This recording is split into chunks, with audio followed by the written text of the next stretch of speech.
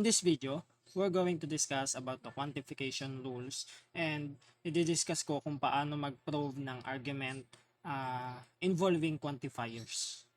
Okay, so first rule, we have quantification negation or QN. So na-discuss ko na to sa nakaraang video natin. Not for all x p of x, that will be for sum of x, mula sa for all magiging for sum, and then yung negation mapupunta kay p of x. So same dito, not for sum x p of x magiging for all x, not p of x. And then for universal instantiation or UI, so ang purpose nito ay kumbaga parang gagawin siyang specific. So kumbaga tatanggalin muna natin yung for all. Okay, so for example, we have for all x, p of x as premise, then gagawin muna natin siyang p of c, where c is an arbitrary element of u. And then for existential instantiation, ito naman ay yung para sa for sum x. Gagawin natin siyang for p of c, where c is a specific element of u. Okay, so tignan nyo yung pagkakaiba. For p of c dito, yung c ay arbitrary. Dito naman sa existential, we have specific. Okay? Then for universal generalization, so let's say meron tayong p of c, then yan naman yung gagawin natin siyang for all. Okay? Then existential, from p of c, gagawin natin siyang for sum. So take note, UI, EG, UG, and AG. So ito yung napaka-useful sa proving ng argument, yung validity ng argument. Kasi ang gagawin natin, kapag merong halimbawang given na with quantifiers, so para ma-apply natin, minsan para ma-apply natin yung iba pang mga rules or bago tayo mag-proceed, ay ginagawa muna natin yung instantiation and then mamanipulate natin and then ibabalik natin in general. Depende sa kung ano yung gusto nating i-prove. Kasi sa quantifier, konti lang yung rules natin katulad nito. Okay, so quantification identities. For sum, p of x or q of x, parang dinistribute mo lang yung for sum. Tapos hindi na bago yung or. Okay? Then same with end, hindi mababago yung end. Pero ditong for sum, applicable siya, dapat yung operator ay disjunction ha. Sa for all naman dapat conjunction.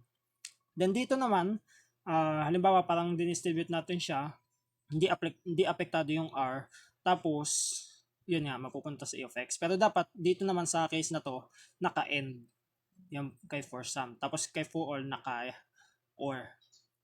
Then for implication, kumbaga parang dinistribute ulit natin, pero ditong sa p of x, mula sa for all, magiging for sum siya. Tapos mula sa for sum, magiging for all. Then the last one, kung for all yan, lalabas natin, walang pagbabago, naka for all pa rin. So, ganun din dito. Okay? And then, kapag nagpo-prove tayo ng argument, so pwede pa rin nating gamitin yung rules of replacement and rules of inference. So, nadagdagan lang ng quantification. So, nagkaroon lang tayo ng ginagawang instantiation and generalization. Okay? So, proceed tayo sa example. Okay, so let's have for all x, p of x implies t of x, and then for some x, p of x, mapapansin nyo yung puprove natin naka y, for some y, t of y. Okay, so for number 3, ui muna natin. Let's say p of a implies t of a, ui ng 1, and then ui muna natin to, specific naman yan, so i-specific natin as p of a, ei pala to, ei 2. And then, pwede nating i-MP, that will be t of a, so MP 3 and 4. And then, naka t of a na, i-specific naman natin, so i-generalize natin using existential, so we can have e of y, t of y. So, EG ng 5. Okay, so pwede yan kahit na bago yung variable kasi yung t of a na yan, which is galing dito, galing sa for all, kahit ano naman yan. Okay? Arbitrary kumbaga yung t of yung a naman dyan. Okay, so pwede siyang yung A equals Y dyan sa naka. Okay, tapos naka-existential naman to. Okay, so let's have another example. So let's have one not J of C or L of G, then J of C, then for some Y, L of Y implies for all X, D of X, and H of X, we have to show H of E. Parang nakakaloko, di ba? Iba-iba letter. Yung C, tapos G, tapos Y, yung kay for some, tapos X kay for all, sabay E. Okay? So, kung mapapansin nyo kagad dito yung DS, no? JC, tapos naka-OR. So, i-DS na natin. DS 1 and 2. And then, eto, pwede natin siyang i-specific kasi specific naman tong for some. Okay, so gawin natin siyang for some y L of y. Okay, that is existential generalization para sa 4. Okay? And then, for number 6, gawin natin MP. So that will be for all x, d of x, and h of x. Okay, so that is MP3, 5. Okay? And then since naka for all x yan, gawin natin siyang tanggalin natin for all x, gawin natin d of e. E kasi target natin. And h of e. So that is universal instantiation for 6.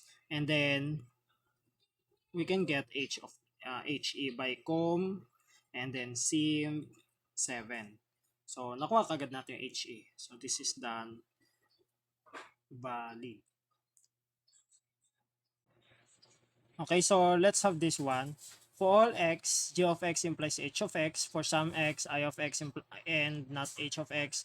And we have for all x, not f of x or g of x. We have to show the for some x, I of x and not f of x. So mukha siyang madali kasi puro x yung pinag-uusapan lang eh.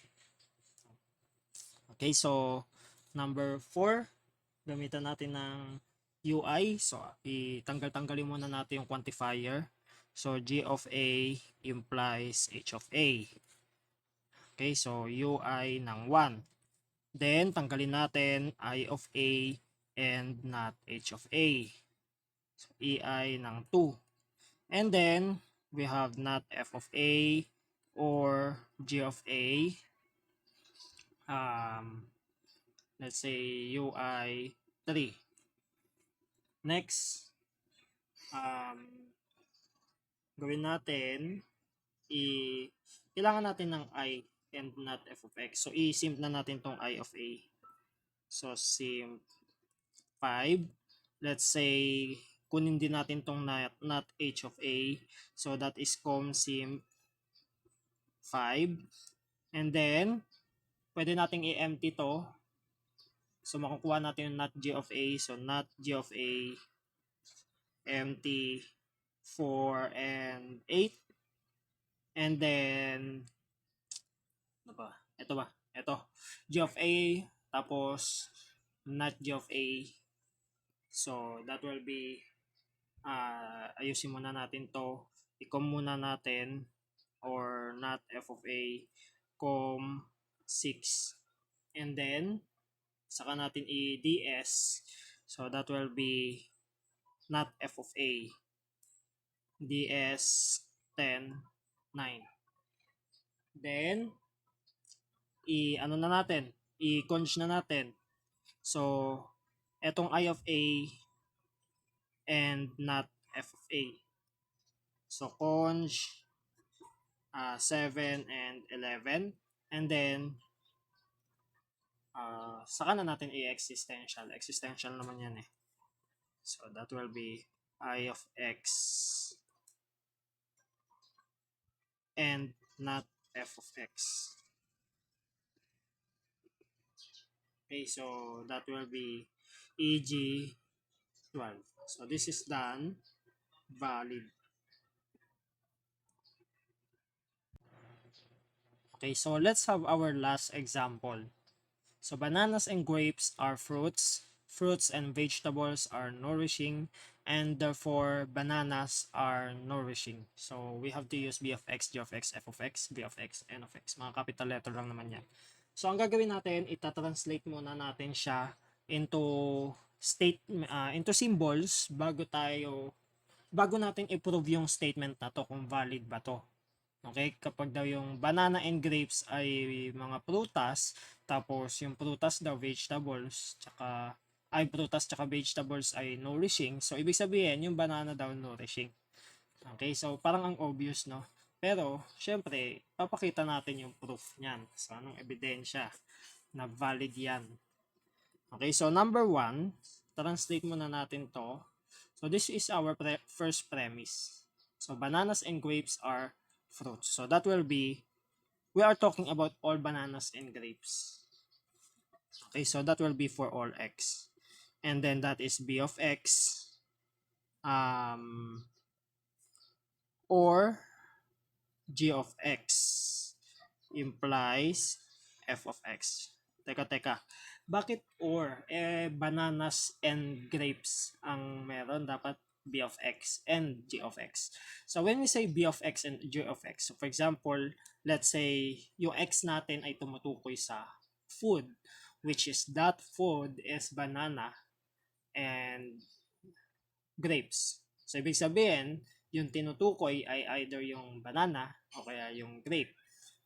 Now, kapag sinabi kasi nating and dito, and yung x natin ay food, so meron bang food na masasabi nating banana and at the same time, grape siya? Okay, so wala namang ganong food, no? Banana na siya, grape pa siya. Okay, so hindi pwede yung and. So that will be or, and that means bananas are grapes and bananas and grapes are fruits. Okay, for or. We are talking about two different foods. Okay? So next,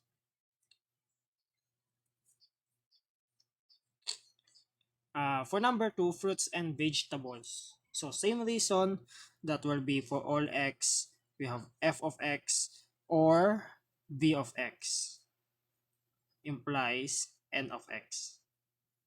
Okay? And then for our conclusion, and ito yung dapat nating mapakita, bananas daw, so again, we are talking about all bananas are nourishing. Okay, so dapat simple na lang yung pagta-translate natin, ha? Kasi kapag pag-translate pa lang into symbols, nagkamali na, sayang naman yung pag-prove, no? Okay, so let's have let's prove this one. So number 3, i-UI muna natin, b of a or g of a implies f of a. So that is UI 1. Then, UI din natin to, f of a or v of a implies n of a. UI 2. And then gawin natin, i-MI naman natin. Ang hirap kasi naka-implication. So that is not b of a or g of a or f of a. That is MI para sa 3. I-MI din natin tong number 4. So not b of a or not f of a or v of a or n of a. So that is MI4. So syempre kapag may nakita tayo ganyan, ang hirap ng ito lang kasi yung gamit natin eh. Okay, so ang hirap niyan, may negation sa labas. Distribute natin yung negation using De Morgan's, no? So that will be not b of a and not g of a or f of a. So by De Morgan's ng number 5, and then distribute din natin dito sa 6. So not ano ba yan? Saan ba galing yan? F of a and not b of a or n of a. So DM din ng 6. Ay sa 1, 2, 3, 4, 5, 6. And then next, tuloy-tuloy natin. 7 naman. Gawin natin com this, no? Com tapos saka natin i-this. So magiging f of a or not b of a. And then end f of a or not g of a. Yan. Com this 7. Tuloy-tuloy natin. 1, 2, 3, 4, 5, 6, 7, and then 8 naman. So, com this din. N of A, ano ba? Or not f of A and N of A or not f of A. B of A. Diba? B of A. So, com this 8. So, next, 9 naman. Kinulang na. Teka lang, ano na bang ginagawa natin? Okay, so ito target natin. B tsaka N. So, ang gamitin natin, nangyari dito. Ay, ito pala. Ang gamitin natin, BA, ito, BN. Ito, targetin natin to. BN, tas may pareho sila. Mag-HS tayo mamaya. So, number 11, that will be simp. I-simp natin, kunin natin to. F of A or not B of A. Simp 9. Okay? So, tuloy natin sa 10. N of A or not F of A. Simp 10. Okay, so next natin 11. Paano ba 11? I-com MI natin. Com MI. So that will be B of A implies F of A. So com MI 11. So 12 naman yung ano natin. Ito, com MI din. So F of A implies N of A. So, com MI 12. Next. Okay, BA, FA, BN. I mean BF, FN, BN, HS. So that is B of A implies N of A. That is HS 13, 14. O, tuloy-tuloy, 9, 10, 12, 13, 14. O, syempre, 15 naman. So, i-UG na natin. Since pro naman galing sa for all yan, kaya pwede natin siyang i-UG. Pero pag may for some dyan, naku, medyo delikado. Kasi, imagine niyo dapat, yung for all, ibig sabihin yan, sakop niya lahat, pati yung konti. Kahit yung for some. Pero kapag merong for some, gagawin mong for all, hindi pwede yon. Okay? Kasi for some, hindi naman niya sakop lahat. Hindi niya sakop pati yung ibang laman ni for all. Pero lahat ng laman ni for some, kaya ni for all. Okay? Kaya kung sakaling may EI dyan, mahirap na mag for all tayo. Pero since for all yan pareho, pwede tayo mag for all dyan, universal generalization, for all x, B of x implies N of x. That is universal generalization ng 15 and this is done valid. Okay, isipin mo, no, nag-solve ka pa hanggang 16 lines para lang patunayan na kapag daw yung banana ay prutas, tapos yung prutas nourishing, ibig sabihin nourishing yung banana. Okay? Nag-solve ka pa ng 16 lines para patunayan yung simple statement na to.